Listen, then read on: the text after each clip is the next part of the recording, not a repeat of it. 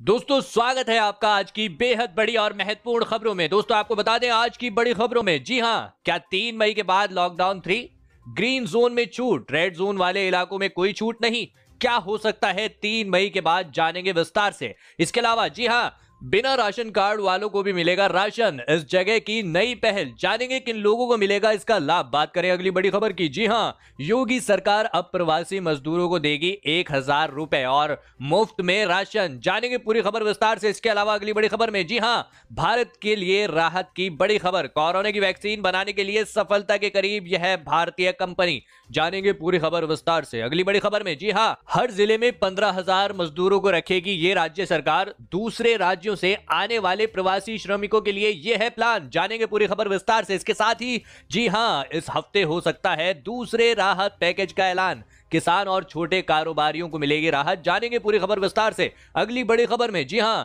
Lockdown की अवधि 8 दिन बढ़ाने की तैयारी में है राज्य सरकार, जानेंगे विस्तार से। तो दोस्तों आज हम आपको इस वीडियो में इन्हीं सभी महत्वपूर्ण खबरों के बारे में बताने वाले हैं। वीडियो को ध्यान से आखिर तक देखते रहिए ताकि आपसे कोई भी जानकारी मिस ना हो। और अगर आप भी चाहते हैं कि भारत में फैली महामारी जल्द खत्म हो जाए तो पहले इस वीडियो को एक लाइक जरूर करें। दोस्तों उससे पहले फटाफट जान लेते हैं चीनी बीमारी यानी कोरोना महामारी की आज की ताजा अपडेट। तो दोस्तों आपको बता दें, भारत में अब तक संक्रमित मरीजों की संख्या बढ़ती जा रही है और यह संख्या 28,500 से अधिक हो चुकी है। इनमें से 20,600 से अधिक लोगों का अभी इलाज चल रहा है, जबकि 6,500 से अधिक मामले सही हो चुके हैं और आपको बता दें 880 से अधिक लोगों की अब तक मौत हो चुकी है। और बात करें पूरी दुनिया भर की तो अब तक की अपडेट के अनुसार 29,95,000 से अधिक लोग संक्रमित हो चुके हैं। इसके अलावा 2,07,000 से अधिक लोगों की मौत हो चुकी है, जबकि 8,81,000 से अधिक लोग सही हो चुके हैं। दोस्तों हो सकता है जब तक आप यह वीडियो देख रहे हो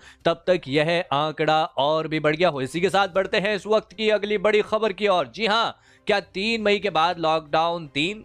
जी हां, ग्रीन जोन में छूट, रेड जोन वाले इलाकों में कोई छूट नहीं, क्या हो सकता है 3 मई के बाद, इस खबर को जानेंगे विस्तार से। दोस्तों आपको बता दें, प्रधानमंत्री नरेंद्र मोदी ने कोरोना वायरस संक्रमण की देश में मौजूदा स्थिति और इस कारण 25 मार्च से लागू देशव्यापी लॉकडाउन सहित अन्य विषयों पर सोमवार को विभिन्न राज्यों के मुख्यमंत्रियों के साथ वीडियो कॉन्फ्रेंसिंग के जरिए बैठक कर चर्चा की। सूत्रों के अनुसार 3 मई के बाद ग्रीन जोन वाले इलाकों में छूट दी जाएगी, वहीं रेड जोन वाले इलाकों में कोई छूट नहीं मिलेगी। इस मीटिंग में बिहार सरकार ने ज्यादा टेस्टिंग किट की भी मांग की है। जी हां, पीएम ने मुख्यमंत्री से कहा कि अर्थव्यवस्था को लेकर परेशान होने की जरूरत नहीं है। आपको बता दें, मोदी सरकार की सारी कवायद अब कोरोना से सबसे प्रभावित इलाकों को कंटेन करने की है। इसके लिए देश को 3 हिस्सों में बांटा गया है। इनमें सबसे ज्यादा खतरा है रेड जोन में, यानी वो इलाका जहां कोरोना संक्रमित मरीजों की संख्या 10 या उससे ज्यादा है। सूत्रों के अनुसार पीएम ने बैठक में कहा कि लॉकडाउन का देश को लाभ मिला है। उन्होंने लॉकडाउन पर राज्यों को संयम का मंत्र भी दिया। दोस्तों आपको बता दें, कोरोना वायरस को फैलने से रोकने के लिए देश में 25 मार्च से 2 चरण में लॉकडाउन लागू किया गया है। देश में कोरोना संकट की शुरुआत के बाद 22 मार्च से अब तक प्रधानमंत्री मोदी राज्यों के मुख्यमंत्रियों के साथ 4 बार वीडियो कॉन्फ्रेंसिंग के जरिए बैठक कर चुके हैं। इसी के साथ बढ़ते हैं इस वक्त की अगली बड़ी खबर की ओर। जी हां, बिना राशन कार्ड वाले को भी दिया जाएगा राशन, जानेंगे किन लोगों को मिलेगा इसका लाभ। दोस्तों आपको बता दें, जिले में ऐसे जरूरतमंद लोग भी बड़ी संख्या में हैं जिनके पास कोई भी राशन कार्ड नहीं है। ऐसे लोगों के सामने राशन का संकट आ रहा है, इसीलिए सरकार ने निर्णय लिया है कि ऐसे लोगों को भी राशन दिया जाएगा। इसके लिए लोगों को प्रशासन द्वारा कूपन दिए जाएंगे। याद रहे कि कूपन की मदद से वह राशन डिपो से राशन ले सकते हैं। दोस्तों आपको बता दें, जागरण फरीदाबाद के मुताबिक जिला उपायुक्त यशपाल ने बताया कि लॉकडाउन के दौरान किसी व्यक्ति को कोई परेशानी ना हो तथा प्रत्येक जरूरतमंद व्यक्ति की पहचान करने के उद्देश्य से सर्वे का कार्य किया जा रहा है। अब तक करीब 80% घरों को कवर किया जा चुका है। ऐसे में परिवार की स्थिति व जरूरत संबंधी डाटा प्राप्त किया जा चुका है। यह कार्य जल्द ही पूरा कर लिया जाएगा। इसके लिए यूनिट स्तर की टीमें निरंतर कार्य कर रही हैं। निरंतर सूखा राशन व खाने के पैकेट्स लोगों को भिजवाए जा रहे हैं। इसके लिए एक चेन के रूप में अधिकारी, कर्मचारी, एनजीओ व वॉलंटियर्स काम कर रहे हैं। इस कार्य के लिए विभिन्न कमेटियां बनाई गई हैं। जिले के कार्ड धारकों का विवरण, क्या आपको आपके यहाँ राशन मिल रहा है या नहीं, हमें कमेंट में लिखकर जरूर बताएं। इसी के साथ बढ़ते हैं इस वक्त की अगली बड़ी खबर की ओर। जी हाँ, देश के 143 जिलों में एक भी आईसीयू बेड नहीं, यूपी बिहार की हालत सबसे खराब, जानेंगे पूरी रिपोर्ट विस्तार से। जी हाँ,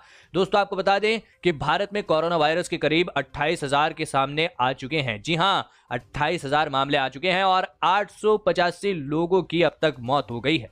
यह संख्या लगातार बढ़ रही है और इससे चिंता भी गहरी होती जा रही है। मुश्किल और बड़ी इसलिए है क्योंकि भारत के 140 से अधिक जिले हैं जहां ना तो आईसीयू की सुविधा है और ना ही वेंटिलेटर की। केंद्र सरकार ने भी यह बात मान ली है कि उत्तर प्रदेश, बिहार और आसाम की स्थिति सबसे खराब है। कैबिनेट सचिव की अध्यक्षता में हुई बैठक में यह माना गया कि देश में आइसोलेशन बेड, वेंटिलेटर और आईसीयू बेड की कमी है। प्रोजेक्शन 23 अप्रैल तक के आंकड़ों पर आधारित थी। इंडियन एक्सप्रेस के मुताबिक मीटिंग में पेश किए गए आंकड़ों के अनुसार देश भर में 183 जिलों में 100 से कम आइसोलेशन बेड हैं। इनमें से 67 जिलों में कोरोना वायरस के मामले सामने आ चुके हैं। इसी के साथ बढ़ते हैं इस वक्त की अगली बड़ी खबर की ओर। जी हां, योगी सरकार अब प्रवासी मजदूरों को देगी 1,000 रुपए और मुफ्त में राशन। जानेंगे पूरी खबर विस्तार से। आपको बता दें, कोरोना के संक्रमण को तेजी से फैलने से रोकने के लिए राष्ट्रव्यापी लॉकडाउन जारी है। इस स्थिति में योगी सरकार ने प्रवासी मजदूरों को 15 दिन का मुफ्त राशन देने के साथ 1,000 रुपए की आर्थिक मदद का ऐलान किया है।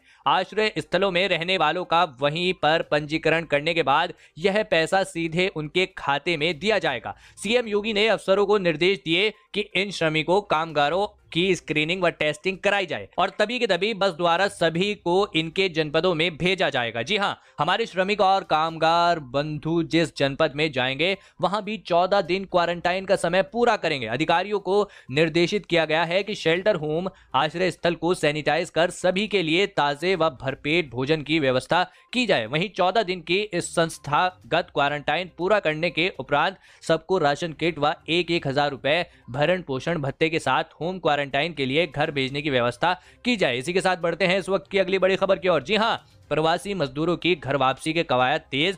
यूपी, एमपी के बाद ओडिशा भी सक्रिय। जानेंगे पूरी खबर विस्तार से। दोस्तों आपको बता दें, कोरोना वायरस से निपटने के लिए देश भर में लागू लॉकडाउन को 1 महीने से ज्यादा समय हो गया है। ऐसे में देश के अलग अलग राज्यों में फंसे हुए मजदूरों को प्रदेश सरकारें लाने की दिशा में सक्रिय हो गई है। उत्तर प्रदेश से लेकर मध्य प्रदेश, पंजाब सहित तमाम राज्य सरकारें बस भेजकर अपने अपने मजदूरों को लाने की कवायद शुरू कर दी है। तो ओडिशा के मुख्यमंत्री नवीन पटनायक ने भी अपने प्रवासी मजदूरों के लिए मुख्यमंत्रियों के लिए 7 बैठक की है। जी हां, दरअसल प्रधानमंत्री नरेंद्र मोदी राज्य के मुख्यमंत्रियों के साथ बैठक कर रहे हैं जिसमें लॉकडाउन की अवधि को बढ़ाने पर चर्चा होगी। ऐसे में प्रवासी मजदूर के बाहर रहते हुए लॉकडाउन बढ़ाने का फैसला लिया गया तो हालात बेकाबू हो सकते हैं। इसीलिए अब राज्य सरकारों ने दूसरे राज्यों में फंसे प्रवासी मजदूरों को भी वापस लाने का सिलसिला शुरू कर दिया है। इसमें 2 राज्य सरकार आपसी समन्वय के साथ प्रवासी मजदूरों को एक दूसरे राज्य के बॉर्डर पर पहुंचाने का काम कर रहे हैं। इसी के साथ बढ़ते हैं इस वक्त की अगली बड़ी खबर की ओर। जी हां, इस हफ्ते हो सकता है दूसरे राहत पैकेज का ऐलान। किसानों और छोटे कारोबारियों को मिलेगी राहत। जानेंगे पूरी खबर विस्तार से। दोस्तों आपको बता दें कि देश में कोरोना के प्रसार के बाद मुख्यमंत्रियों के साथ प्रधानमंत्री नरेंद्र मोदी की यह तीसरी वीडियो कॉन्फ्रेंस होगी। जी हां, महामारी से निपटने के तरीके पर चर्चा करने के अलावा चर्चा लॉकडाउन को चरणबद्ध तरीके से समाप्त करने पर भी ध्यान केंद्रित हो सकती है, जो 3 मई तक लागू है। इसके अलावा इसमें देश की आर्थिक स्थिति पर विचार विमर्श किया जाएगा। ऐसे में मुख्यमंत्रियों से मिले इनपुट के आधार पर एक और वित्तीय राहत पैकेज की घोषणा की जा सकती है। इस पैकेज में किसानों की आमदनी से जुड़े ऐलान हो सकते हैं, साथ ही छोटे कारोबारियों को भी राहत मिल सकती है। आपको बता दें कि 24 अप्रैल को प्रधानमंत्री की वित्त मंत्री निर्मला सीतारमण के साथ होने वाली बैठक टाल दी गई थी। जी हां, अब इसे अगले हफ्ते किया जा सकता है। 17 अप्रैल को वित्त मंत्री ने कहा था कि भारत सरकार जल्द ही कोरोना महामारी से निपटने और देश के गरीबों और इंडस्ट्रीज को सहायता देने के लिए कुछ और राहत उपायों और वित्तीय पैकेज की घोषणा करेगी। इसी के साथ बढ़ते हैं इस वक्त की अगली बड़ी खबर की ओर। जी हां, मध्य प्रदेश लॉकडाउन की अवधि 8 दिन बढ़ाने की तैयारी में राज्य सरकार। जानेंगे विस्तार से। दोस्तों आपको बता दें, मध्य प्रदेश में कोरोना वायरस का प्रकोप कम होता नहीं दिख रहा है। रविवार को भी प्रदेश में वायरस से संक्रमित 56 नए मरीज सामने आए हैं। भोपाल और इंदौर के बाद अब उज्जैन और जबलपुर में भी संक्रमित मरीजों की संख्या तेजी से बढ़ रही है। इसे देखते हुए संभावना है कि प्रदेश में लॉकडाउन की अवधि 8 दिन और बढ़ाई जा सकती है। आपको बता दें, राज्य सरकार को अंदेशा है कि प्रभावित इलाकों में लॉकडाउन में छूट से उन इलाकों में भी वायरस पहुंच सकता है जहां अब तक संक्रमित मरीज नहीं मिले हैं। सरकार की योजना के मुताबिक भोपाल, इंदौर समेत ज्यादा प्रभावित इलाकों में लॉकडाउन का सख्ती से पालन किया जाए, जबकि कम प्रभावित क्षेत्रों में केंद्रीय गृह मंत्रालय की गाइडलाइन के अनुरूप छूट मिल सकती है। इसी के साथ बढ़ते हैं इस वक्त की अगली बड़ी खबर की ओर। जी हां, भारत के लिए राहत की बड़ी खबर, कोरोना की वैक्सीन बनाने के लिए सफलता के करीब यह भारतीय कंपनी। जानेंगे पूरी खबर विस्तार से। दोस्तों आपको बता दें, पूरी दुनिया इस वक्त कोरोना वायरस यानी कोविड-19 के खतरे से जूझ रही है। इसी बीच भारत के लिए एक राहत की खबर आई है। पुणे स्थित वैक्सीन बनाने वाली company serum institute of India ने रविवार को कहा कि हम ऑक्सफोर्ड विश्वविद्यालय द्वारा विकसित कोविड-19 वैक्सीन की 2 से 3 सप्ताह में उत्पादन शुरू करने की योजना बना रहे हैं। कंपनी ने कहा है कि अगर इसका मानव परीक्षण सफल हो जाता है तो अक्टूबर तक यह वैक्सीन बाजार में आने की उम्मीद है। आपको बता दें, इस कंपनी का कहना है कि भारत में वैक्सीन का परीक्षण शुरू करने के लिए कुछ जरूरी मंजूरी लेने की प्रक्रिया चल रही है। सीईओ ने कहा कि मौजूदा स्थिति को ध्यान में रखते हुए हमने इस प्रयास को खुद से वित्त पोषित किया है। हमें उम्मीद है कि उत्पादन बढ़ाने में हमें अन्य साझेदारों से भी सहयोग मिलेगा। दोस्तों ये थी आज की कुछ महत्वपूर्ण और ताज़ा खबरें। उम्मीद करते हैं इससे आपको काफ़ी कुछ महत्वपूर्ण जानकारी मिली होगी। बस इसके बदले में इतना ही चाहते हैं कि आप इस वीडियो को लाइक कर दें, शेयर कर दें।